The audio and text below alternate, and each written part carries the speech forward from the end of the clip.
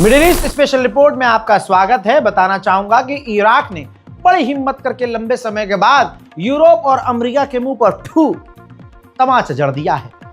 America बार बार Iraq को धमकी दे रहा था कि आपके यहाँ जो ईरानी समर्थक ग्रुप हैं, ईरान की प्रॉक्सीज है, मिलिशियाज हैं, आप उन्हें मारिए, खत्म कीजिए, गिरफ्तार कीजिए, हथियार डलवाइए। एक लंबे समय के बाद इराक ने सीधी सीधी बात कह दिया है।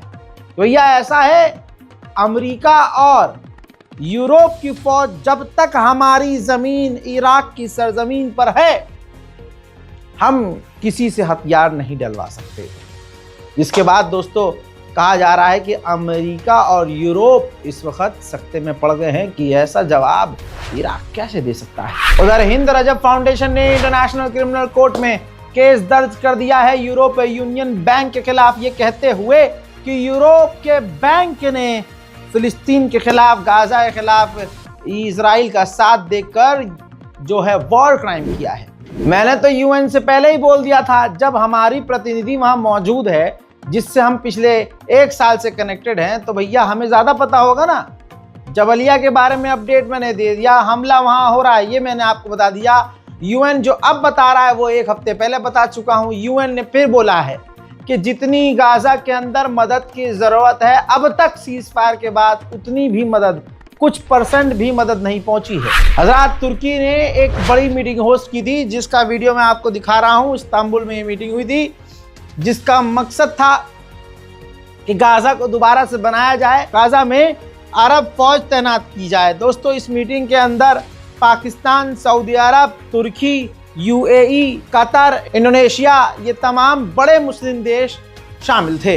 रिपोर्ट ये भी आ गई है कि 7 अक्टूबर जब हमास ने हमला किया, जिसे आतंकी हमला कहा जाता है, तो जो इजराइल की एयरफोर्स है उसको वार्निंग दी गई थी, अलर्ट किया था, लेकिन इजराइल की एयरफोर्स कुछ कर नहीं पाई, एक्ट नहीं कर पाई, समझ में नहीं आया कि क्या करना चाहिए, जिसका रिजल्ट आपके सामने है। अल्लाह की मार और गैब की लाठी चल रही है। रिपोर्ट के मुताबिक एक इजराइल का वो फौजी ड्रोन ऑपरेटर जो ड्रोन उड़ाता था, और ड्रोन ऑपरेटर अलग होते हैं, फौज के ही होते हैं, लेकिन ये फौजियों से ज्यादा खतरनाक होते हैं। ये ड्रोन उड़ाते हैं, बम गिराते हैं, नरसंहार ड्रोन से करते हैं और फिर ड्रोन को सही सलामत वापस लेके उतारते हैं अपने इलाके में। ऐसे एक ड्रोन ऑपरेटर इजरायली फौजी ने अपने आप को खत्म कर दिया है। अमेरिका के सबसे बड़े अखबार वॉल स्ट्रीट जर्नल ने अपने फ्रंट पेज पर छापा है कि इजराइल ने तमाम संगठनों को, ग्रुप को तोड़ा, कमजोर किया, लेकिन हुथीज ऐसा एक संगठन है जिसके लोगों को मारने के बावजूद यह संगठन और मजबूत हो गया है।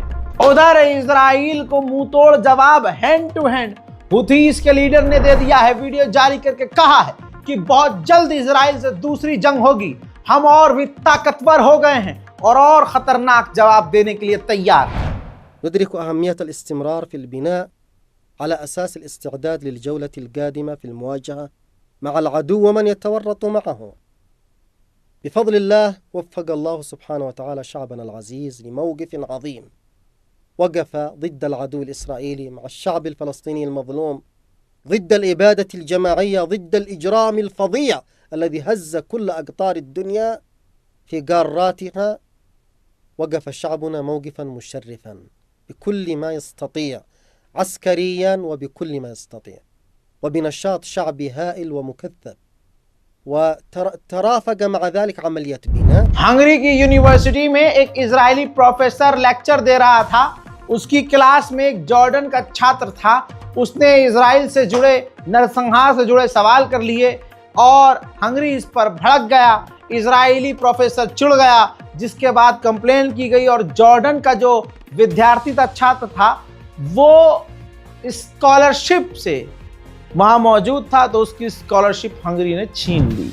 उधर ऑस्ट्रेलिया के अंदर फिलिस्तीन के लिए जो सड़कों पर उतर कर प्रदर्शन कर रहे हैं, ऑस्ट्रेलिया में भी जो सिक्योरिटी फोर्सेस है फिलिस्तीनी समर्थकों को गिरफ्तार कर रही है।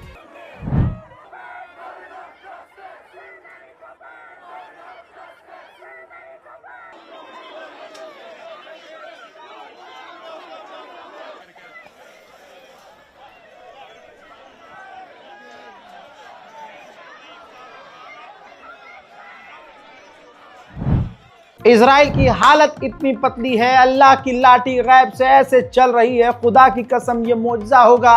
अगर दुआ कीजिए इजराइल की फौज आधी अपने आप खुद को कत्ल करके खत्म कर दे, सुसाइड कर ले।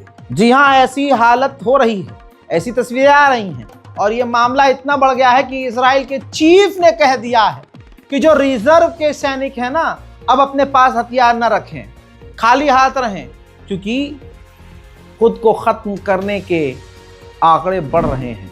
यूएन की सैटेलाइट इमेज से यह कंफर्म हो रहा है कि गाजा में 81% जो सिस्टम है, जो जमीन पर बने स्ट्रक्चर हैं, तबाह हो चुके हैं। आइए दूसरी तरफ चलते हैं। अब बेल्जियम में भी यही हो रहा है।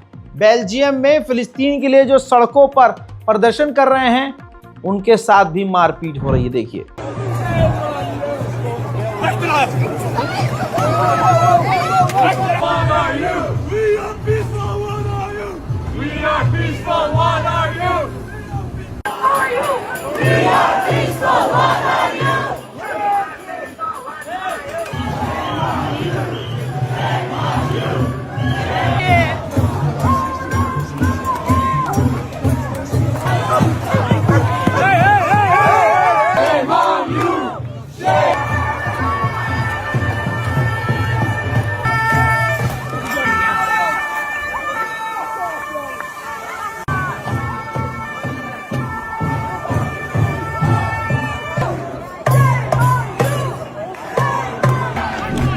हजरत मोहतरम, एक हमारा ये चूतिया सलमान खान, चूतिया आमिर खान और ये शाहरुख खान, बहुत बड़े, मैं क्या कहूँ, कैमरा बंद करके गाली बकूंगा।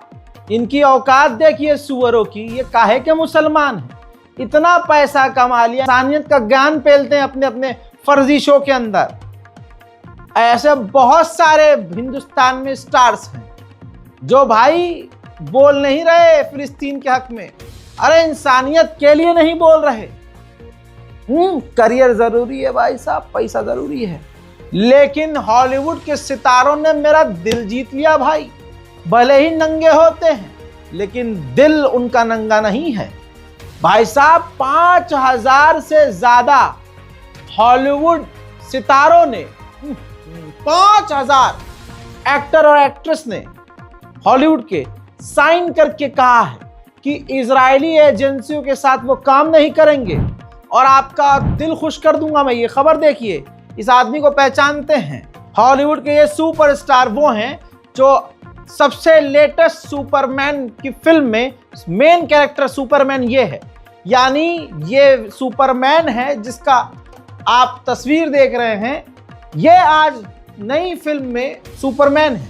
और इस व्यक्ति ने भी साफ साफ उन 5000 हॉलीवुड के सितारों को ज्वाइन करके कहा है कि इजरायली एजेंसियों के साथ हम काम नहीं करेंगे। और हमारे बॉलीवुड के सुअरों को देख लीजिए, उनके पिछवाड़े में फटे गू तारा रारा रू। बहरहाल इस रिपोर्ट को शेयर कीजिए, अपनी राय कमेंट में लिखिए, अपनी दुआओं में मुझे सबसे आखिर में, लेकिन हिंदुस्तान के मुसलमानों को, दुनिया के मुसलमानों को, फिलिस्तीन के मुसलमानों को जरूर याद रखिए। आपसी गंदगी को खत्म कीजिए, आपसी नाराजगी को खत्म कीजिए। शिया सुन्नी देवबंदी बरेलवी मालिकी शाफी अंसारी पठान खान शेख ये सब बंद कर दो, सब आ जाओ ला इलाहा इल्लल्लाह मुहम्मदुर रसूलुल्लाह। जय हिंद।